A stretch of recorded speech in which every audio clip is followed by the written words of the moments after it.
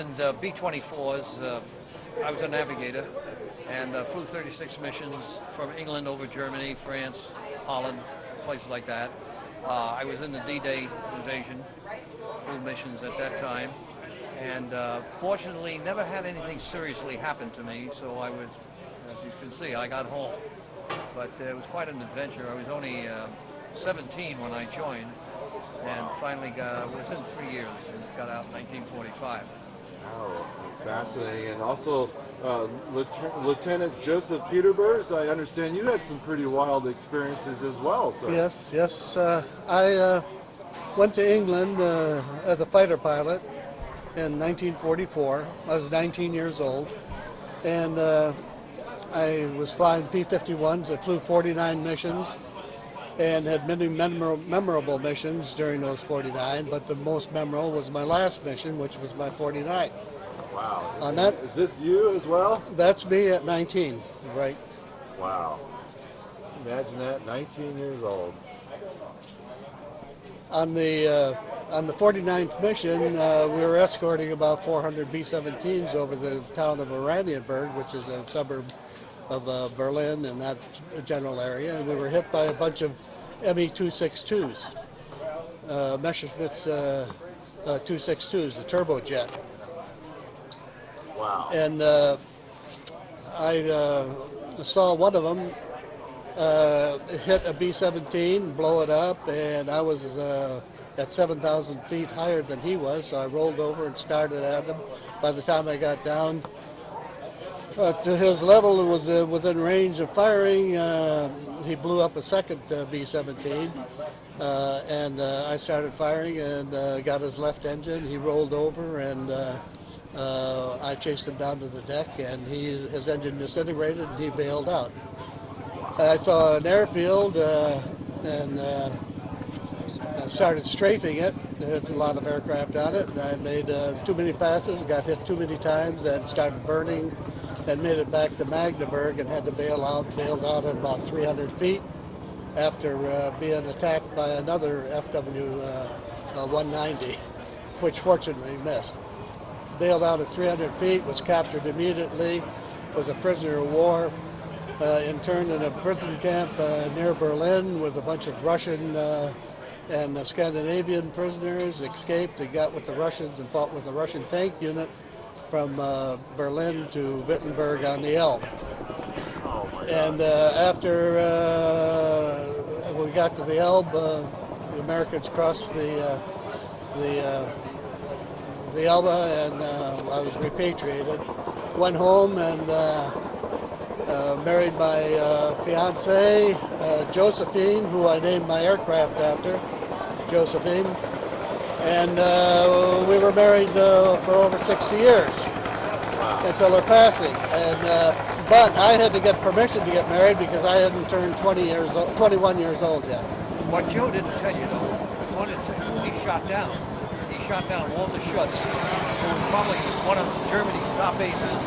How many confirmed kills? He had over 200. He had 206 confirmed aerial victories. And he didn't know that he had shot it down until 50 years later, when somebody from Germany contacted him and confirmed that they found this airplane, they dug it up, and confirmed that indeed this story and Walter Schutz's story.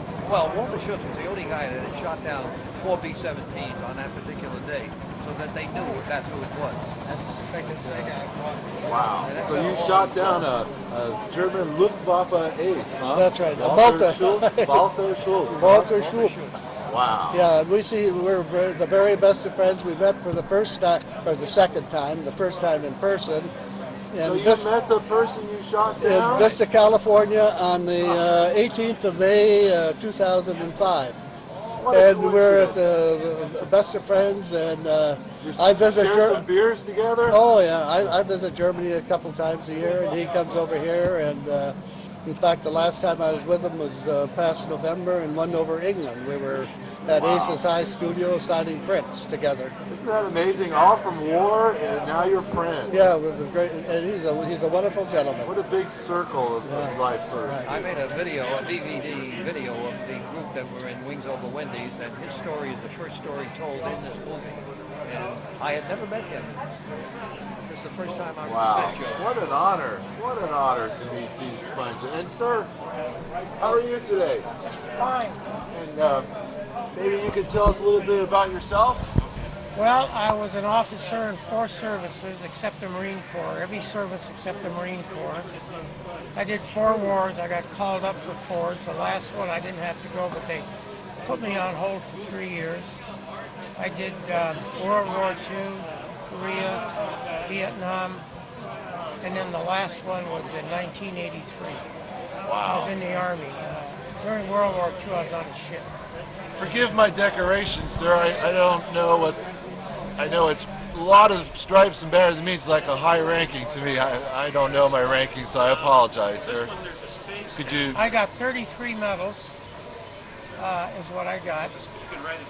33 medals. And the only guy that outdid me, he's right here somewhere. Clyde East. He got 43. I told Clyde to loan me 5 of his and we'd be even. Wow. Those are all the medals I got. These are all your medals. Merchant Marine medals. Navy, I had a Navy Reserve. That's Look at that handsome devil. I was in the Navy, I was in the Coast Guard, I was in the Maritime Service, and the Army was later. United States Army veteran, captain. Look at all those medals. Very impressive. Wow. So Let Freedom Ring is the theme here today, and we're standing here with these historic gentlemen who fought for our freedoms. We thank you so much for your time and service and great stories. And I'm glad to see you all here at this air show today. Thank you, gentlemen. Thank you. Fortunate enough to be sitting here with an old World War II ace. His name is Lieutenant Colonel Clyde East. Hi, Clyde. Good day, sir. How are you today? I'm just fine. And Lovely day out here. I just want to learn a little bit about your kills. You're an ace, and how many kills did you have, sir? Well, I don't call them kills. I just call them destroyed airplanes. Destroyed airplanes. And I have at my credit 13. 13, and they were mostly German fighters or light bombers. Wow. And what age did you go into the service? I went in when I was 18. 18. And you were telling me a little bit, you always wanted to be a fighter pilot, right?